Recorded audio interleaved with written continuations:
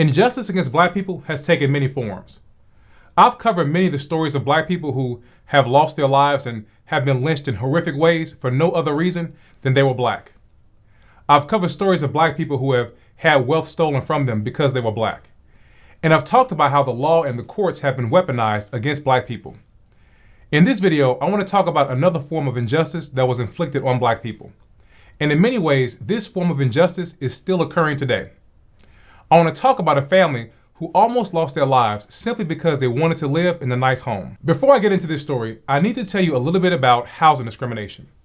This by no means is an exhaustive accounting on all of the discrimination that black people have faced in this area, because I could talk about this one topic for hours, because so much has been done to black people when it comes to housing and home ownership. But I do want to give you some context that will help you to understand this story. Racial segregation of housing was not only in the South and former slave-holding states.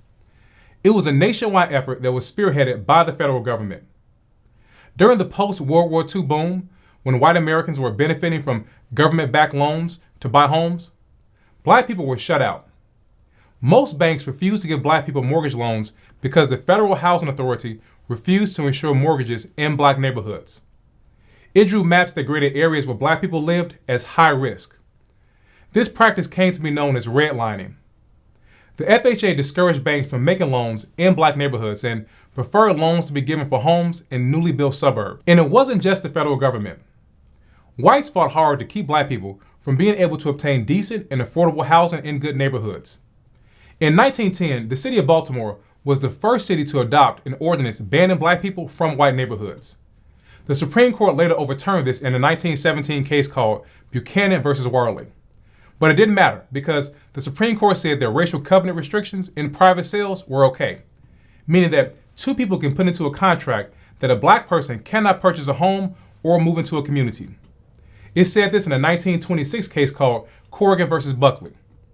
The FHA supported this practice and also supported not giving black people loans to move into suburbs. As the federal government helped to create the middle class by backing loans for white families in white areas, black people were left in crammed and overrun in squalid neighborhoods. This is how black ghettos were created. And when black people tried to move out of the ghettos, we were met with violence. In 1957, a black veteran named Bill Myers and his wife Daisy wanted to buy a home in Levittown, Pennsylvania. The FHA refused to support loans to black people who wanted to move into this new development. But the Myers found a white homeowner who was willing to sell to them. A few days after they moved in, the postman was delivering mail and saw the black couple and shouted, "Black people have moved into Levittown." He used a word that I can't and won't say when he referred to the Myers family. Within hours, a mob of over 600 whites showed up to the Myers home and threw rocks at them. Someone rented the unit next door to the Myers and blasted music all night long. For over 2 months, the Myers were harassed by hundreds of whites who burned crosses, threw rocks, and painted Klan markings on their home. The police did nothing. The Myers eventually sold their home and returned back to the black neighborhood that they came from. What happened to the Myers family was bad, but it pales in comparison to what happened to the Clark family in 1951 in Cicero, Illinois. Harvey Clark Jr. was born in January of 1923 in Nashville, Tennessee, to Harvey Clark Sr. and Margaret Thompson Clark. Harvey was one of 6 kids. He attended Fisk University where he studied history. He also was a member of the debate team and played baseball. While at Fisk, he met Johnetta Sharp, a student there. Johnetta was born in 1925 in Illinois. The two fell in love and got married in 1942. While at Fisk, World War II was going on. Harvey left school and went into the Navy. He was a combat pilot and rose to the rank of captain. After the war, he returned to Fisk and completed his degree. He and Johnetta also started their family. They had 2 children, a girl named Michelle and a boy named Harvey III. After graduating from Fisk, Harvey and Johnetta moved to Alabama. Harvey took a job as an aviation instructor at Tuskegee University. He did this until he was honorably discharged from the Navy. The family moved to Chicago in 1949. Johnetta was from Illinois, and Harvey had 2 brothers who were living in Chicago at the time. Harvey got a job selling insurance. He then got a job with the Chicago Transit Authority as a bus driver. He had a plan to go to law school once the family was more financially stable. The Clarks were crammed into one half of a 2-room apartment with another black family that lived in the other half. They were paying $56 a month to live in those terrible conditions with their family. That's about $700 in today's money. And because they were black, they were paying 50% more than what whites paid to live in the same amount of space. And the neighborhood that the Clarks lived in was not good, and it was far from Harvey's job. This entire situation was putting a financial strain on the family. The Clarks wanted better for their young family. Harvey had worked to save money to buy his 8-year-old daughter Michelle a piano, but he had nowhere to put it. Their living situation was not going to work long term. They made the decision to leave that tiny cramped apartment. After searching, they found a home that was large enough to accommodate their family. It was in the town of Cicero. The apartment had 5 bedrooms. It was in a safe area. It was clean and modern and perfect for a small young family. And it was affordable at $60 a month. They would pay $4 more a month for 5 times more space. Harvey and Johnetta were excited and felt that things were finally starting to work out for them. Cicero was an all-white town on the southwest border of Chicago. It was known as the place where Chicago mob boss Al Capone went to hide from federal agents during Prohibition. Around this time, the small city was composed of second-generation immigrants from Europe. Black people could work in the factories in Cicero, but they could not live there.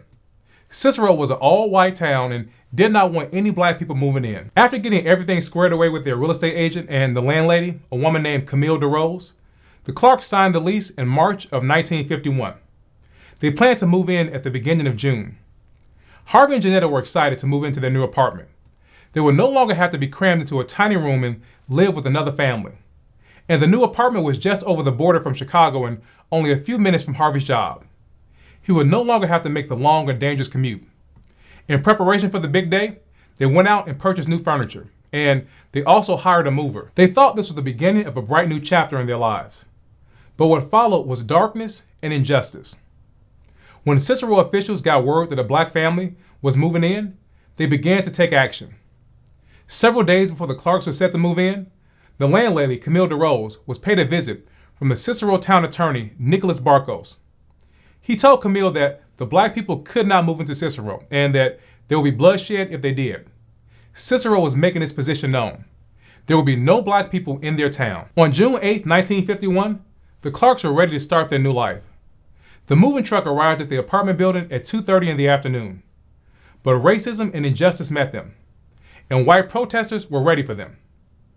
As the Clarks began to unload the truck, protesters screamed, "Get out of Cicero," and "Don't come back."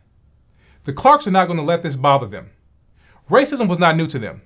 They both had lived in the Jim Crow South and experienced segregation. But this was not the South, and they believed that they had the right to live there. They unloaded their belongings and furniture from the truck. As they began to head towards the front of the building, they were met by the police, who stopped them from entering. The police told them that they could not enter the building and they could not live in Cicero. The chief of police, Irvin Konofsky, told Harvey and Johnetta that they should know better and that they needed to leave quickly. The officers then took out their weapons and threatened Harvey and Johnetta and said that they could lose their lives if they did not turn around and leave. The mover they hired, a black man named Marcus Scott, was dragged from the truck and beaten by the police. They beat another black man who was there to help with the move named Charles Edwards. The police also beat Harvey. They called them all kinds of racial slurs and told them that they got off easy this time and they better not come back. Not wanting any more violence, the Clarks quickly left. But this was not the end, only the beginning. Harvey had served his country and fought for freedom abroad, and he was determined for his family to live in freedom in their country. Harvey and Johnetta contacted the NAACP and Chicago attorney George Layton. Layton was a very important black lawyer and champion for civil rights in Chicago, and I don't want to move on without telling you just a little bit about him. Born in 1912 to Cape Verdean immigrant parents, Layton grew up in poverty and was unable to attend high school, but he gained admission to college by winning an essay contest. He attended Howard University and went on to get a law degree from Harvard. He served in World War II as an infantry officer. After moving to Chicago in 1946, he built a career as a leading civil rights attorney. He became the president of the Chicago NAACP. He co-founded a black law firm and fought major civil rights cases. He was later elected as a Cook County Circuit Court judge and also appointed as a federal judge in Chicago. Layton knew what Cicero officials did to the Clarks violated the law. He quickly got to work filing a lawsuit on the Clarks' behalf. He filed the lawsuit in federal court in Chicago, and he alleged that Cicero officials violated the Clarks' civil rights. The Clarks case was heard by federal judge John P. Barnes. Judge Barnes issued an injunction and ordered the police to stop interfering with the Clarks' right to move in and to provide the Clarks with protection from anyone who tried to stop them. This should have settled the matter right there. Harvey and Johnetta thought that they would finally be able to move forward and start their new life in Cicero. Armed with the court order, the Clarks tried to move in again on July 11, 1951. But this time was even worse than the first time they tried to move in. They were met by hundreds of Cicero housewives and grandmothers who screamed at and heckled them. Even though they were being harassed, the Clarks managed to move all of their belongings into their apartment. They thought that they were safe inside and things would die down. They were wrong. As the day wore on, the crowd outside their home grew larger and more aggressive. They were outraged that this black family had dared to move into their all-white community. A man from a group promoting white dominance called the White Circle League passed out flyers to the angry mob that read, "Keep Cicero white." Realizing that the situation was getting worse and more dangerous by the second, Harvey and Johnetta knew that they could no longer stay there. They made the tough decision to flee before the mob lynched them and their children. After they left, the mob broke into the building and gained entry into the Clarks' apartment. They ransacked it. They threw their furniture out of the third floor windows. The more they threw out of the apartment, the more the crowd cheered down below. They ripped appliances out of the wall. They tore up the carpet and shattered the toilet. Remember Harvey bought that new piano for his daughter? Well, they smashed it to pieces.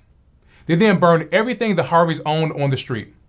They burned their furniture, their clothes, their kids' baby pictures, even their marriage license. What had taken Harvey and Johnetta years to acquire, the white mob destroyed in less than an hour. But the mob was not done. The anger and the hate they had for this black family continued to grow overnight. And by the next day, the mob was now at over 4,000 strong. The mob destroyed the apartment building. They firebombed and gutted it. All because a black family dared to want more in life. The police did nothing to stop the mob. They stood by and encouraged the rioting. The governor of Illinois, Adlai Stevenson, had to call in the National Guard to restore order. 600 National Guardsmen came to Cicero. Before I finish this story, I want you to really think about what was happening. Can you imagine going through something like this? Here was a black family whose only crime was wanting more. Wanting to live in a nice neighborhood.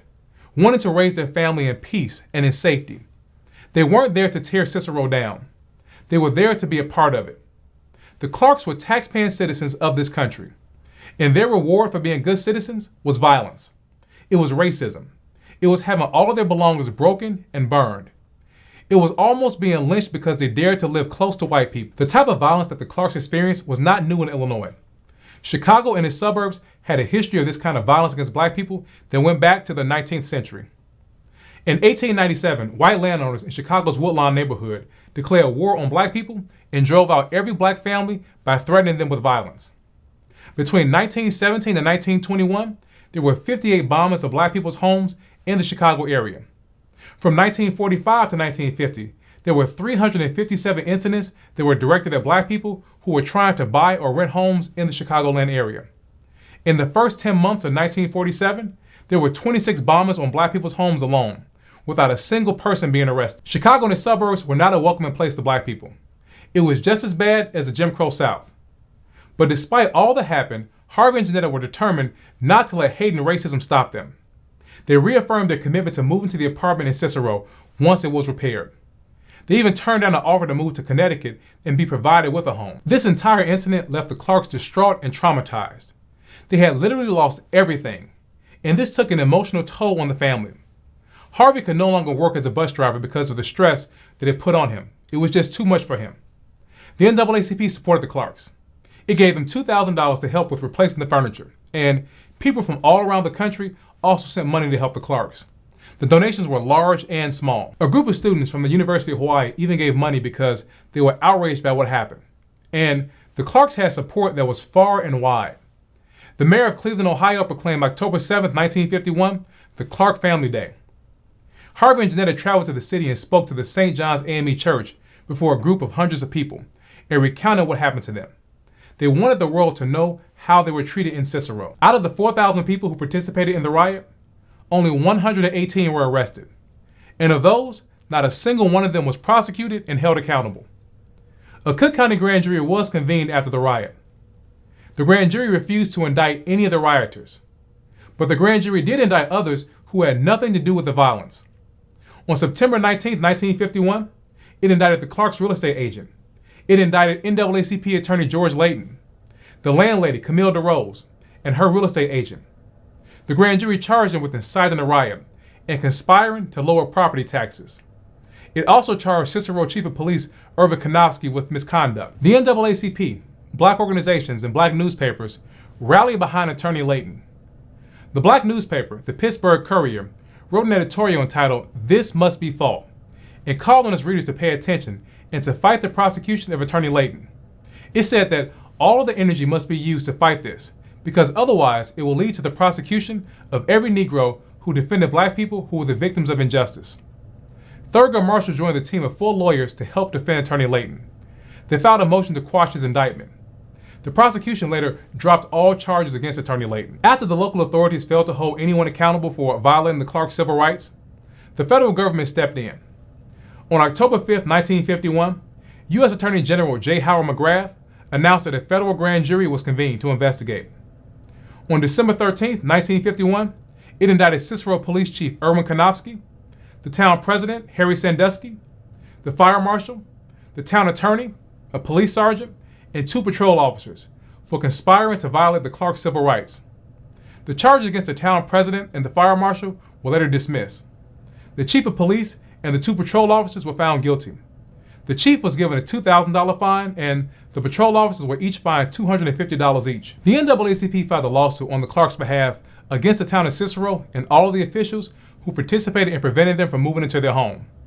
It sought $200,000 in damages. But the lawsuit ultimately did not lead to the Harveys being made whole again. What happened to Harvey and Johnetta Clark and Cicero made headlines all around the country and around the world. Papers as far away as Africa and Asia wrote about it. It was even covered by papers in Australia. The racial justice inflicted on the Clark family was felt by black people everywhere. Someone from Ghana wrote to the mayor of Cicero, protesting the savagery and demanding an apology to the civilized world. Nigerians were outraged by what happened. The U.S. consulate in Lagos advised the State Department that people in Nigeria were incensed by the rioting in Cicero. Even though what happened to the Clarks was outrageous, it was just one of many incidents that happened to black families during this time period. It wasn't the first and it wasn't the last. It was happening in the South. It was happening in the Midwest, in the East Coast, and the West Coast. Los Angeles saw more than 100 acts of move-in bombings between 1950 and 1965. Only 1 person was arrested.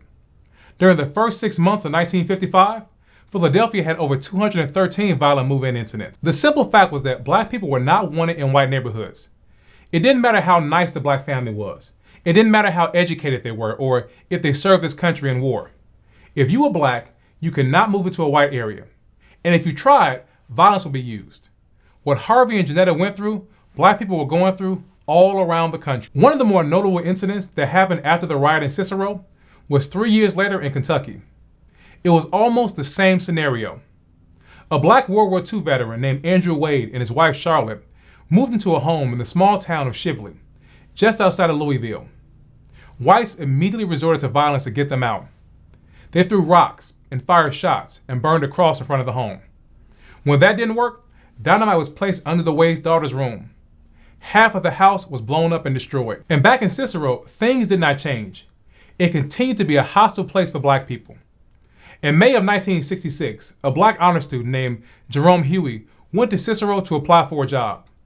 He was attacked by 4 white teens who beat him so severely with bats that Jerome's eyes came out of his skull. They beat Jerome to death. As for the Clarks, they tried their best to move on from this. They stayed in Chicago for several years and raised their kids there. They later lived in Little Rock, Arkansas, and then in North Carolina. Harvey worked as a salesman and Johnetta worked as a school teacher. Their 2 children, Michelle and Harvey III, managed to overcome what they endured. Michelle went on to become a reporter for CBS News. She was believed to be the first black woman to work for network television. But sadly, tragedy struck on December 9, 1972. A United Airlines flight crashed in Chicago near Midway Airport. Everyone on board the plane died. One of those on board was 29-year-old Michelle Clark. We can only imagine how difficult that was for Harvey and Johnetta. It was more pain and anguish on top of what they had already gone through. And to lose a child in that manner must have been devastating. Harvey Clark III joined the Navy like his father. He also worked in TV journalism like his older sister. He had a long career as a reporter and earned many awards for his work. He worked as a reporter in Philadelphia for many years and also as a public official in that city. He died in 2021 at the age of 76. Harvey died on February 21st, 1998 at the age of 73 at the home he shared with Johnetta in North Carolina.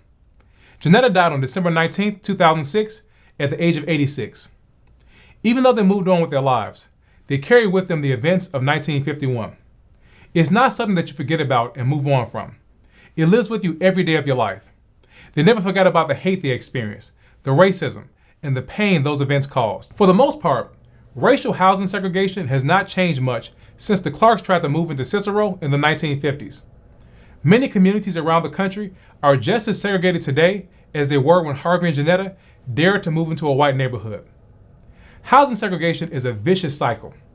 Black people who move to white neighborhoods only to face violence in the forms of cross burnings and vandalism and arson and bombings and brutality were more inclined to go back to the underserved and neglected black neighborhoods that they came from. The children of these black people will then remain in these segregated and underserved black communities, thereby continuing the cycle of more segregation and more poverty. The desire to preserve white neighborhoods and whiteness drove segregation and inequality 80 years ago and is still driving it today. This incident destroyed the Clark family. That's what racism does to you. Some think that the passage of time heals wounds. It does not. This stuff happened. It was real. It was devastating. It was terrifying. And it was all because they were black. Just because people sent money in and supported the Clarks does not take away from the fact of what they went through. They would have much have rather moved into the apartment and started to build their lives like any other American family. They would have preferred not being in the news and having to go before grand juries and the press to talk about their pain over and over again. They deserved their right, but they were denied it. The Clarks were one black family that experienced this pain and trauma. Now multiply this by thousands of black families over decades. How do you think that affects black people today? That is the insidious nature of injustice. It robs you of your present and your future. Racial injustice compounds like interest. Once you experience it, it continues to grow through the generations, continue to rob black families of their dreams and their hopes and their desires. I want to know your thoughts on this story. Had you ever heard of the Clark family and how did it make you feel learning all that they went through? Leave me a comment down below and let me know your thoughts.